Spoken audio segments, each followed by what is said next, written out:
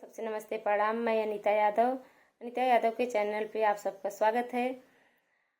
मेरे भाई बहन दर्शक लोग, आप सबके बीच मैं एक लावा भुजाई विवाह गीत बेटी बेटा बियाह में किसिम बे देखो ननद कैसे रिसियान है।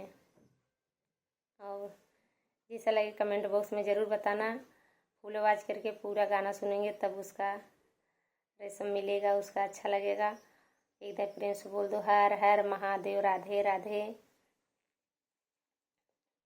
अंगना में बैठे बुआ मुहवा फूलाई जी, अंगना में बैठी ननदी मुहवा फूलाई जी।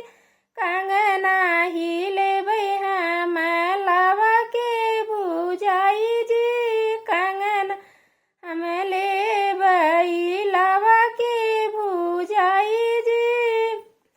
कंगना न देबै ननदा सोना के महंगाई जी, पायल ही बिछुआ लैला लावा के भुजाई जी, पायल ही बिछुआ लैला लावा के भुजाई जी। अंगना में बैठी ननदी मुहवा फूलाई जी, कंगना ही लेबै हम लावा के भुजाई जी, कंगना हम लेबै लावा के भुजाई जी।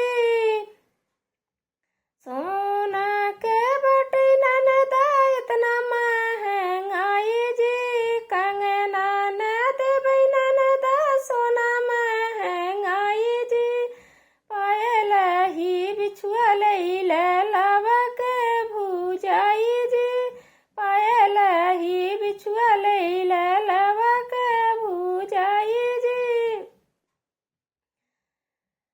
बगिया में बैठे ननदा मुहवा फूलाई जी, बगिया में बैठे ननदा मुहवा फूलाई जी।